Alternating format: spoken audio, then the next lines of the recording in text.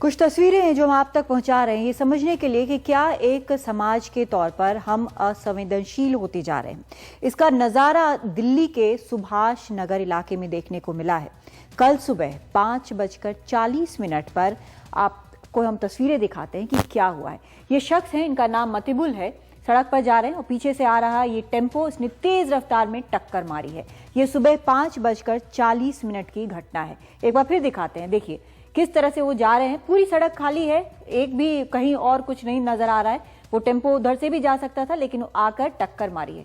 उसके बाद ये टेम्पो रुका है। यहाँ पर जो टेम्पो चला रहा है शख्स वो उतरा है, एक नजर उधर डाली है, उसके बाद जाकर अपने टेम्पो को देख रहा है कि कोई नुकसान तो नहीं हुआ है। कोई नुकसान उसको बहुत नजर नहीं आया। दूसरी नजर डालना भी उसने बहुत नहीं समझा। उतरा, जाकर बैठा और अपनी टेम्पो लेकर, ये देखें, आप देखते जाइए, बस जाकर बैठ गया है वो वापस अपने टेम्पो में और निकल लिया। यहां से उसको लगा कि इसको दूसरी बार देखने का भी कोई मतलब नहीं जिस शख्स को उसने मारा है, और भागने में ही इसने अपनी भलाई समझी, निकल गया वहां से। चलिए ये आपको हम एक बार फिर से दिखा रहे हैं कैसे आया, टक्कर मारी और उसके बाद ये टेम्पो जो है वहां से भाग निकला। ये तो एक तस्वीर है। इस मतिबुल नाम है इनका, जिनका एक्सीडेंट हुआ है और दो नौकरियां कर रहे थे। 2 शिफ्ट करने के बाद वापस अपने घर जा रहे थे और तब इस टेम्पो ने इस तरह से टक्कर मारी है। ये आरोपी ये शख्स है और इसने टक्कर मारी, उतरा, एक नजर उस तरफ डाली कि क्या हुआ क्या नहीं हुआ, कोई खास मतलब नहीं है जिसको इसने पूरी रफ्तार में टक्कर मारी है। उसके बाद वापस जाकर बैठा है टेम्पो में और ये निकल गया है।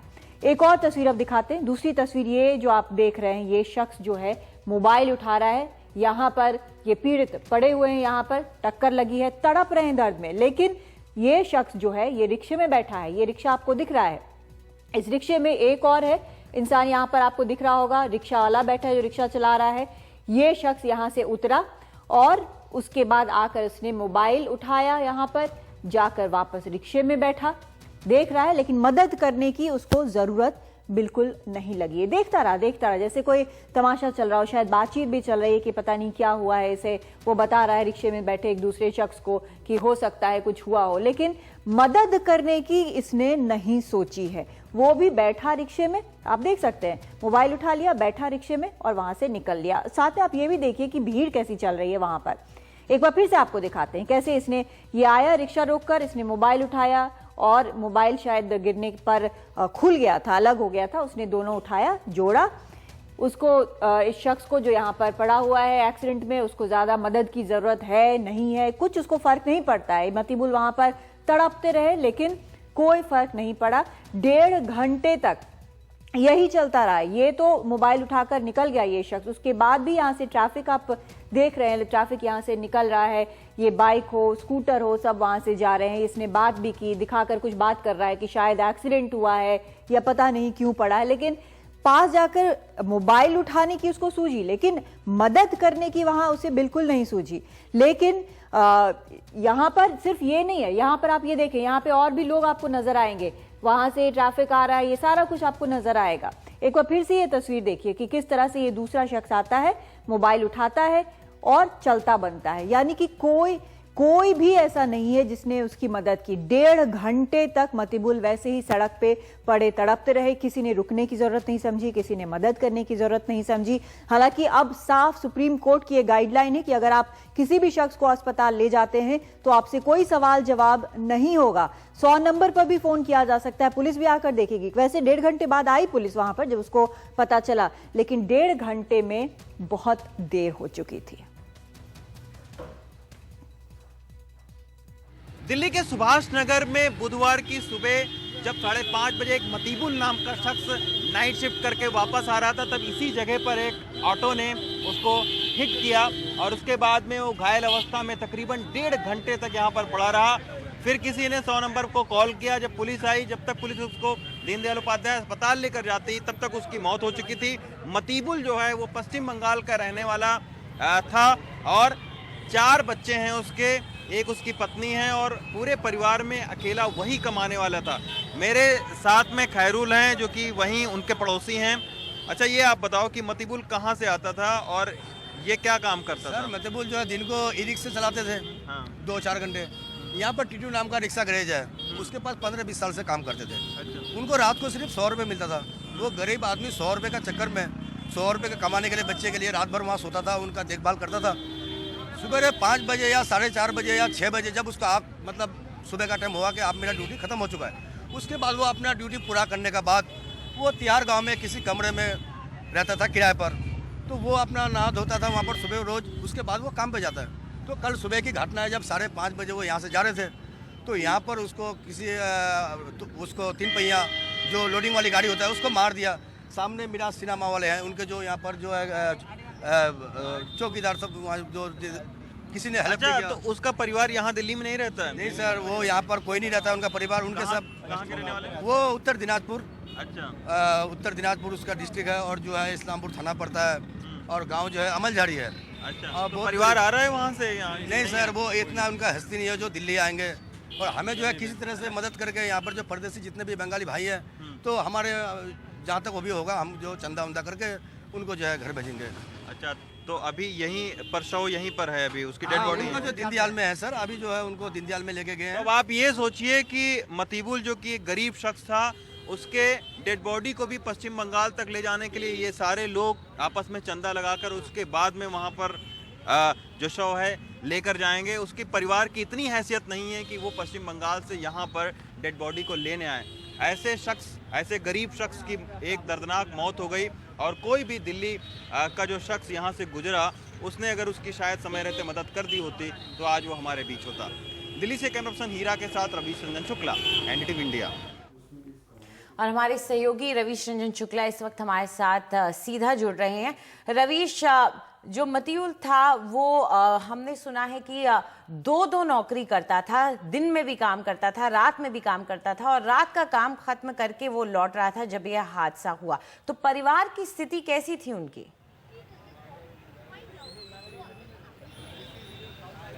आज देखिए, बिल्कुल जो फैमिली है वो बहुत ज़्यादा गरीब है और यहीं पर इसी से थोड़ी ही दूर पर वो रिक्शों की रखवाली का काम करता था और जब वो वहाँ से लौटने लगा तो वो बिल्कुल ही जो है वो सड़क के यहाँ पर किनारे चल रहा था, लेकिन चूँकि सड़क के किनारे फुटपाथ न होने के वजह से जो है वो यहाँ पर चल रहा था और अचानक जब उसको हिट किया तो हिट करने के बाद जो है वो मुजीबुल इस खंबे से टकराया और खंबे से टकराकर यहीं पर वो गिर पड़ा। जब यहाँ पर गिरा रहा वो तकरीबन 1.5 घंटे तक गिरा रहा और जिस ऑटो वाले ने उसको हिट किया था उसने ये तो देखा कि उसका ऑटो सही सलामत है कि नहीं, लेकिन उसने घायल के इलाज की कोई जो है वो व्यवस्था नहीं की और यही वजह रही कि 1.5 घंटे तक पड़े रहने के बाद में उसकी मौत हो गई। इतना भी पैसा नहीं है परिवार के पास में कि वो पश्चिम बंगाल से यहाँ पर आए दिल्ली में। अभी यहाँ पर बहुत सारे जो उसके दोस्त हैं वो यहाँ पर हैं और वो आपस में चंदा करके फिर जो है वो डेड बॉडी को पश्चिम बंगाल ले जाने की व्यवस्था कर रहे हैं। तो इस तरीके की गरीब फैमिली थी, 4 उसके पास में बच्चे थे और एक उसकी पत्नी है। तो ये कहा जा रहा है कि बहुत ही गरीब परिवार था और 24 घंटे काम करने के बाद में वो 2 जोन रोटी का जुगाड़ कर पाता था। तो इसके चलते अब जो है वो परिवार पर एक बहुत बड़ी मुसीबत टूट पड़ी है और ये देखना होगा कि आखिर दिल्ली सरकार उसकी कोई मदद करती है कि नहीं। बिल्कुल, ये बड़ा सवाल है, दिल्ली सरकार मदद करती है कि नहीं। लेकिन जहां पर आप खड़े हैं, आप मौके पर खड़े हैं जहां पर इस तरह की घटना, ये हादसा हुआ है और जिस तरह से उसे कुचलकर धक्का मार कर चला गया है, लेकिन दाहिने हाथ पर जब हमने सीसीटीवी फुटेज देखा तो ठीक उसके दाहिने हाथ पर कई टैक्सियां लगी थी और कुछ लोग भी खड़े दिख रहे थे। उनके सामने शायद ये हादसा हुआ है या फिर उनको पता था कि एक शख्स यहाँ पर पड़ा है, लेकिन जो लोग वहां खड़े थे वो भी नहीं ले गए।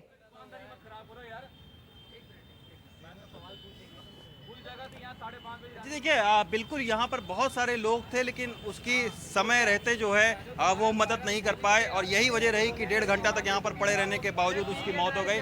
कुछ लोगों से हम बात करते हैं। अच्छा सर, ये बताओ कि ये जो शख्स था वो घायल यहाँ पर पड़ा रहा और किसी ने उसकी मदद नहीं की। शायद उसकी वक्त रहते अगर मदद हो पाती तो वो जिंदा बच जाता। बिल्कुल बच जाता, इसमें कोई दो राय नहीं है। क्योंकि एक तो सुबह के टाइम जो है, जैसे पहले पुराना टाइम में लोग बाग सुबह उठते थे, आज वो चीज़ नहीं है। क्यों आम जो है पब्लिक जो है रोड पे नहीं होती।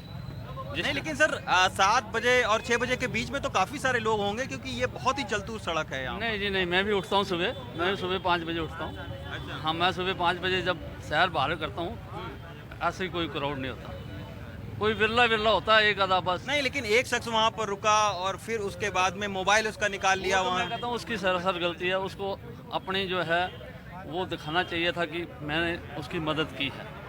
आज जो है ये चीज़ें ख़त्म होती जा रही हैं। आज पैसे की दौड़ ऐसी हो गई है कि चाहे कोई भी हो उसको पैसा ही चाहिए, वो मनुष्यता नहीं चाहिए जो पहले थी। निश्चित तौर पर जो है वो दिल्ली पुलिस का भी ये कहना है कि अगर समय रहते वो हॉस्पिटल पहुंच जाता तो शायद वो बच जाता, और पुलिस का भी ये बार बार कहना है कि कोई भी अगर इस तरीके से घायल को वो लेकर आते हैं तो घायल को लाने वाले शख्स से कोई पूछताछ नहीं होगी, लेकिन उसके बावजूद जो है वो कोई भी शख्स मदद करने को आगे नहीं आया उसकी।